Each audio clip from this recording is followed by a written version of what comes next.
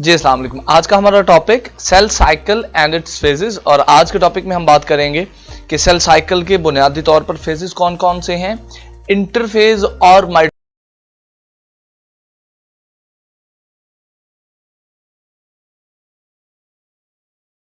Two phase, S phase और जी not phase जो है, इनमें बुनियादी तौर पर क्या क्या एक्टिविटीज सेल परफॉर्म करता है। चलिए बात स्टार्ट करते हैं सेल साइकिल से।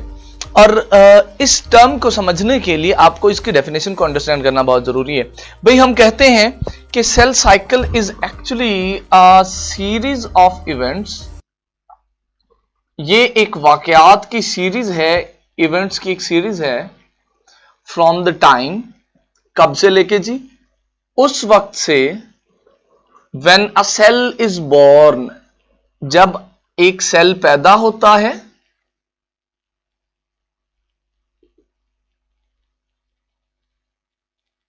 till it produces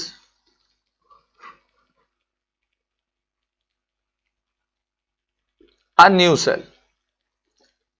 यानी एक सेल पैदा हुआ मेरा बच्चा, वहां से जर्नी शुरू हुई, एक सेल के पैदा होने से लेकर when it is born, तब तक, जब ये वहां से लेकर तब तक जब तक ये नया सेल बनाएगा, उस पूरे प्रोसेस को, उस पूरी जर्नी को मेरा बच्चा कहते हैं सेल साइकिल।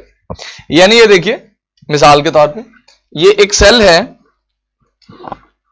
जो कि पैदा हुआ, अपनी जिंदगी गुजार रहा है, और एक वक्त ऐसा आया है कि इसने आगे एक नया सेल भी प्रोड्यूस कर दिया। अब यहां से लेके यहां तक का जो उसकी जर्नी है, उसकी जिंदगी का सफर है बेटा, इसको हम बोलते हैं सेल साइकिल।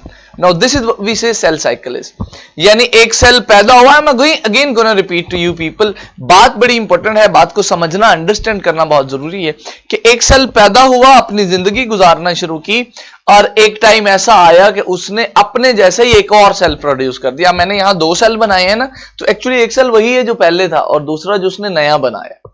तो अपने पैदा होने से लेकर एक नया सेल के पैदा करने तक सेल की जिंदगी का जो सफर है बेटा, इसको हम बोलते हैं सेल साइकिल। ये सेल साइकिल फर्दर भी कुछ फेजेस में डिवाइडेड है, जिनकी हमने इन डिटेल अगले कुछ लेक्चर्स में बात करनी है। भाई हम सेल साइकिल को दो बुनियादी फेजेस में डिवाइड करते होते हैं, और उन फेजेस का नाम है जी, the very first phase is interphase, जिसके बारे में हमने आज इन डिटेल भी बात करनी है in this lecture. And the second phase is mitotic phase.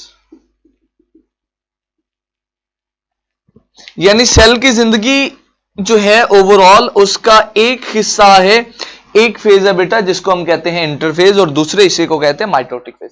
इसको मजीद थोड़ा सा डिटेल में समझने की जरूरत है कि ये जो इंटरफेज है, ये मेरा बच्चा मजीद कुछ फेजेस में डिवाइडेड है।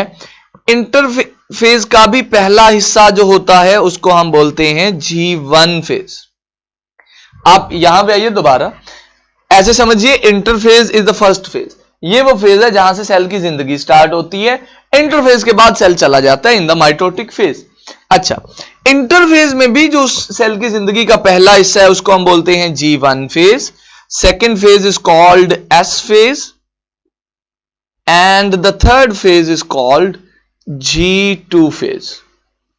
अब होता यह है बुनियादी तौर पर कि सेल की जिंदगी का सबसे पहला हिस्सा होता है ये G1 फेज, उसके बाद सेल चला जाता है S फेज में, और उसके बाद जब S फेज उसकी जिंदगी का कंप्लीट हो जाता है, तो वो मेरा बेटा चला जाता है G2 फेज में।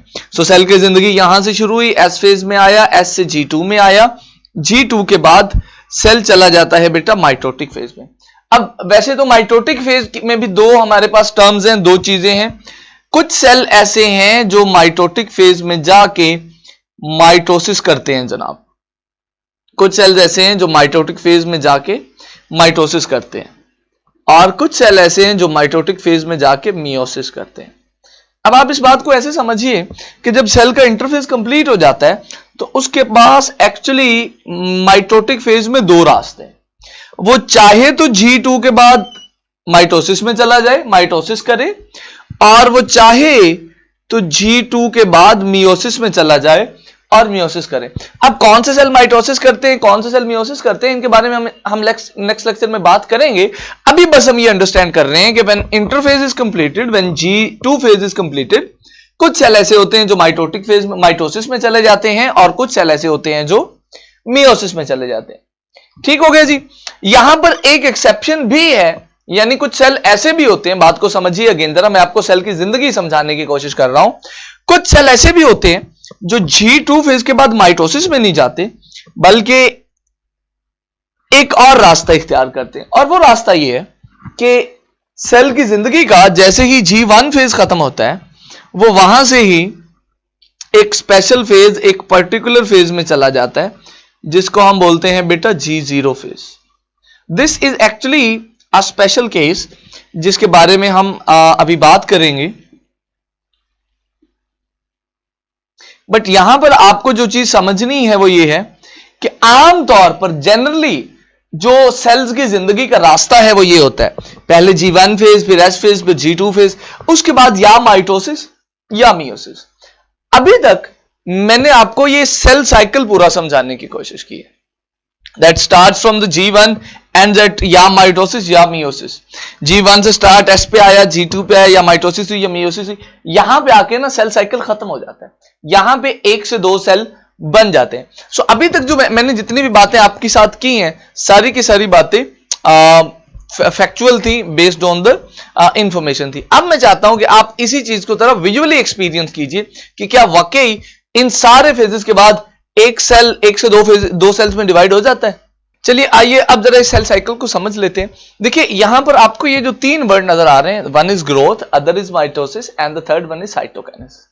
इन तीनों में से ये जो ग्रोथ फेज है, ये बुनियादी तौर पर इसे इंटरफेज को हम कहते हैं। सो ग्रोथ फेज एक्चुअली आपका इंटरफेज है, और माइटोसिस और साइटोकाइनेसिस जो है ये बुनियादी तौर पर आपके माइटोटिक फेज का पार्ट है। सो अभी हमने दो डिफरेंशिएशंस बनाई इस पूरे सेल साइकिल में, पहला ग्रोथ फेज, दूसरा साइटोकाइनेसिस एंड माइटोसिस वाला। तो वो एक सेकंड फेज है, उसको हम बाद में अंडरस्टैंड करेंगे।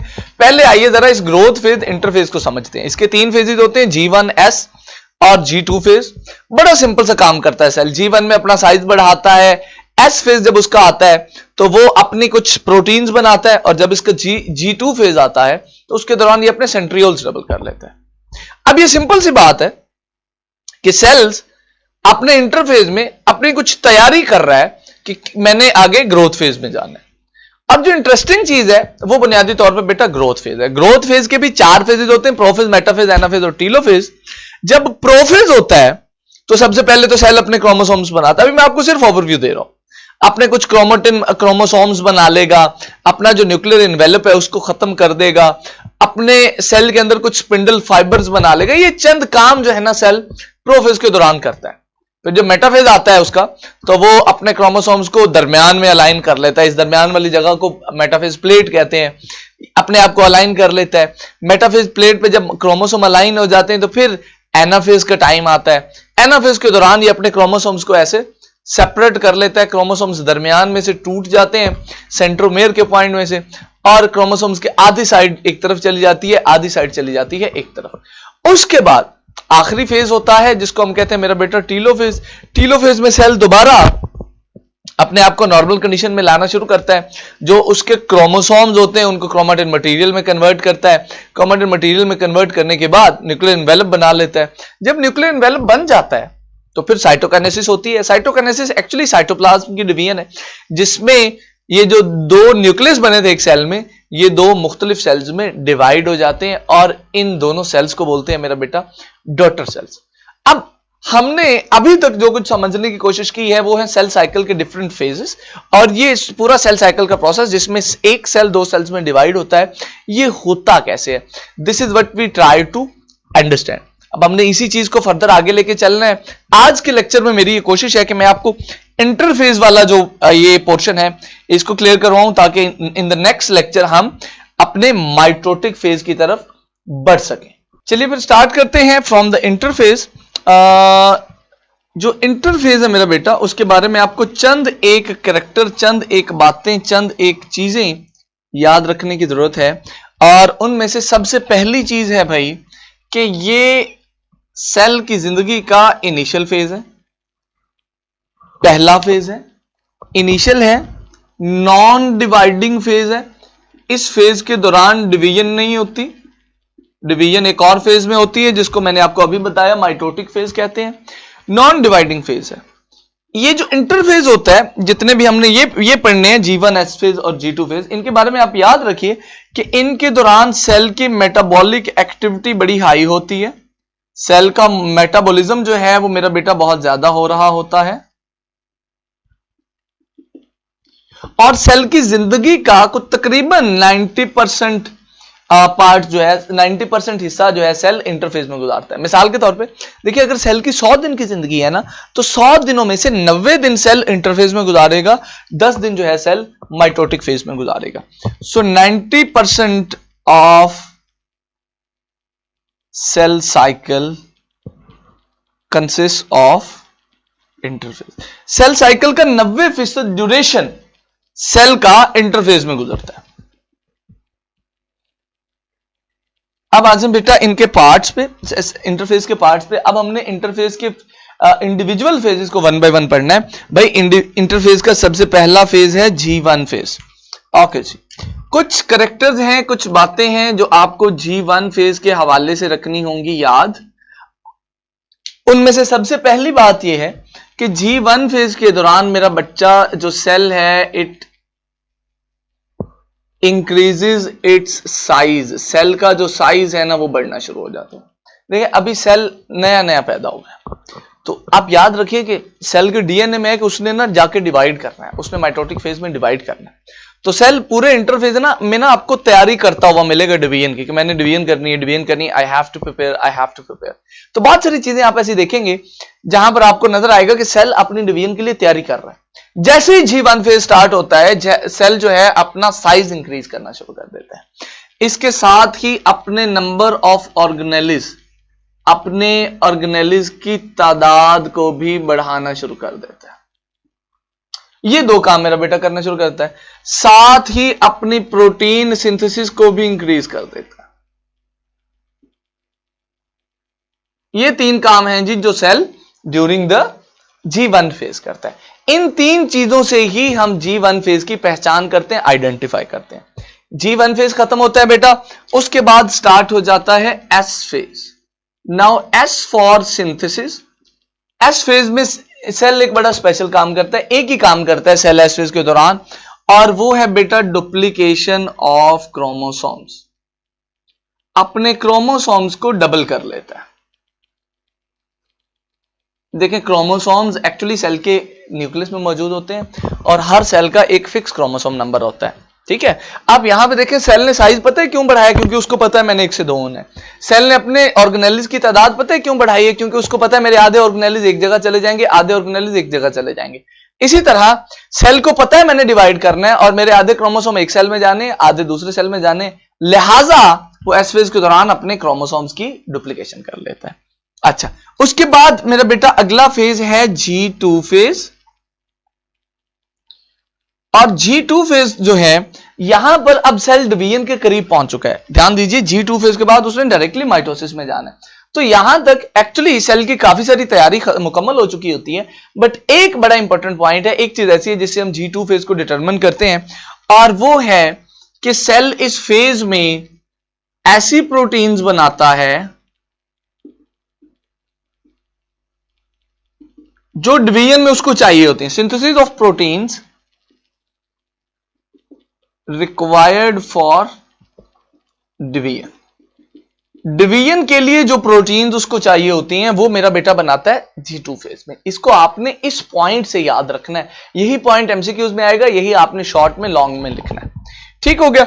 अब यहां पर फर्क ये है कि G1 फेज में भी प्रोटीन्स बन रही थी और G2 फेज में भी प्रोटीन्स बन रही हैं, बट इनकी सिंथेसिस में फर्क ये है कि G1 फेज में जो प्रोटीन्स बनती है वो ओवरऑल प्रोटीन्स होती हैं। सेल अपनी जिंदगी के हर एक फंक्शन के लिए प्रोटीन्स बना रहा होता है, बट यहां पर जो प्रोटीन्स बन रही हैं इन द G2 फेज वो मेरा बेटा स्पेशली डिवीजन के लिए बन रही होती हैं। This is the basic difference. ठीक है जी, ओके। अब मैंने आपको ये कहा था कि जनरली आमतौर पर होता यह है कि सेल G2 फेज से आगे जाता है माइटोसिस में या मियोसिस में, माइटोटिक फेज में जाएगा। This is the point. But sometimes कुछ सेल्स ऐसे होते हैं जो G2 फेज के बाद माइटोसिस में नहीं जाते, माइटोटिक फेज में नहीं जाते, वो एक स्पेशल किस्म के फेज में जाते हैं जिसको हम मेरा बेटा कहते हैं G0 फेज। आइए जरा अब इसको समझ लेते हैं कि ये क्या होता है जी G0 फेज।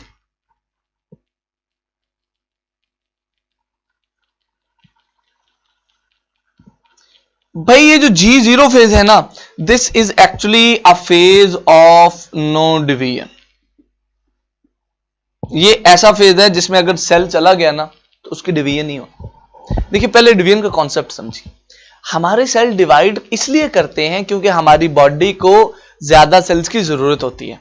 अब इमेजिन कीजिए अगर हमें ज्यादा सेल्स की जरूरत नहीं है तो क्या सेल्स डिवाइड करेंगे? नहीं, वो नहीं करेंगे, राइट। अब अगला सवाल मेरा आपसे ये है कि क्या बॉडी के सारे सेल्स को डिवीजन करनी चाहिए और क्या हमें हर वक्त हर तरह के सेल्स चाहिए होते हैं? नहीं, ऐसा नहीं है। मे बी हमें कुछ सेल्स ज्यादा चाहिए, कुछ सेल्स कम चाहिए, कुछ सेल बिल्कुल ही ना चाहिए, राइट। तो जो सेल्स चाहिए वो तो जाएंगे माइटोसिस में, डिवाइड करेंगे, दैट इज इट। बट मेरा सवाल ये है कि अगर कोई ऐसा सेल है जो हमें नहीं चाहिए तो क्या उसको माइटोटिक फेज में जाना चाहिए? नहीं जाना चाहिए, उसको इधर आना चाहिए जहां कोई डिवीजन नहीं हो रही। तो बात करने का मकसद ये है स्टूडेंट्स कि बॉडी के अंदर कुछ सेल्स ऐसे होते हैं जिनकी डिवीजन बॉडी को रिक्वायर नहीं होती। हमारा जिस्म ये चाहता ही नहीं है कि वो डिवीजन करे। तो उन सेल्स के साथ क्या किया जाता है, वो सेल्स G1 फेज के साथ, यानी जैसे ही उनकी जिंदगी का G1 फेज कंप्लीट हुआ, वो G1 फेज के बाद डायरेक्टली G0 फेज में चले जाते हैं। यानी उनकी जिंदगी में, उन सेल्स की जिंदगी में जिन सेल्स की डिवीजन की बॉडी को जरूरत नहीं है, उन सेल्स की जिंदगी में ना तो एस फेज आता है, ना G2 फेज आता है, ना कोई माइटोटिक फेज आता है। उनकी जिंदगी शुरू हुई, उन्होंने बेटा G1 फेज गुजारा, G1 फेज के बाद डायरेक्टली वो चले जाएंगे in the G0 phase. Now this is the process of G0 phase. अब सवाल ये है कि कौन से सेल्स G0 फेज में जाते हैं। इसमें बेटा हम 3 कैटेगरीज बना सकते हैं सेल्स की। कुछ सेल्स ऐसे हैं जो एक बार G0 फेज में गए तो सारी उम्र G0 फेज में रहेंगे, G0 फेज से बाहर नहीं आएंगे। बाहर ना आने का मतलब है कि वो जिंदगी में कभी भी डिवाइड नहीं करेंगे। ये वाले सेल्स होते हैं मेरा बेटा हमारे नर्व सेल्स, जो न्यूरॉन्स हैं।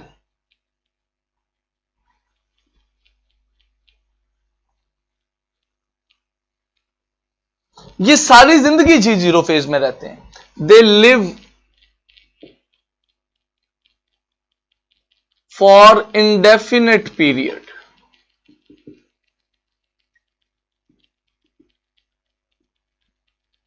इन G0 फेज। एक बार G0 फेज में दाखिल हो गए तो हमारे जो न्यूरॉन हैं, ब्रेन के सेल हैं, वो G0 फेज से बाहर नहीं आते। इसी तरह कुछ सेल्स ऐसे होते हैं बॉडी के जिनको बॉडी कुछ अरसा के लिए G0 फेज में भेजती है। कुछ अरसे के बाद जब उनकी डिवीजन की जरूरत होती है तो उनको कहती है G0 फेज से बाहर आ जाओ। वो G0 फेज से बाहर आते हैं और दोबारा बेटा आ जाते हैं S फेज में, S से G2 में, और डिवीजन स्टार्ट कर देते हैं। कुछ सेल ऐसे यानी जिनकी डिवीजन को बॉडी कुछ अरसा के लिए, कुछ देर के लिए, कुछ टाइम के लिए रोकती है। उनमें हमारे पास एग्जांपल है बेटा किडनी और लिवर सेल्स। ये जो किडनी और लिवर के सेल्स हैं ये सेमी G0 फेज में रहते हैं। ये सेमी नॉन डिवाइडिंग कंडीशन में रहते हैं। ये टेम्परेरीली रहते हैं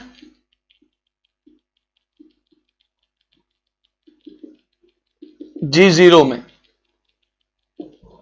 टेम्परेरीली G0 में रहते हैं जी। और फाइनली हमारे पास तीसरी टाइप कुछ ऐसे सेल्स हैं जो कभी भी G0 फेज में नहीं रहते। उनको बेटा कहते हैं एपिथेलियल सेल्स। जो आपकी स्किन के सेल्स हैं ना, जो एपिथेलियल सेल्स हैं, उनको बॉडी कभी भी G0 फेज में नहीं भेजती। वो कभी भी G0 फेज में नहीं जाते, वो हमेशा डिवाइड करते रहते हैं। They never go to G0 phase, कभी भी नहीं जाते। सो आज के लेक्चर में हमने सेल साइकिल स्टार्ट किया, उसका ओवरव्यू समझा, सेल डिवीजन होती कैसे, और सेल साइकिल का पहला पार्ट ये जो इंटरफेज है ये मैंने मेरा बेटा आज आपको समझाने की, कंप्लीट करवाने की कोशिश की। In the next lecture we will start this phase, mitotic phase. Mitotic phase में हमारा पहला फोकस होगा माइटोसिस पे, और फिर उसके बाद हम अंडरस्टैंड करेंगे मियोसिस को. So what we gonna do in the next lectures is, our interface is completed, we gonna start from the mitosis, we gonna understand what kind of process this is. जब हमारा mitosis complete हो जाएगा तो हम फिर अपना meiosis start करेंगे. आज के लेक्चर के लिए इतना ही. आपका कोई सवाल हो तो आप पोर्टल के थ्रू मुझसे पूछ सकते हैं. See you in the next class. Allah Hafiz.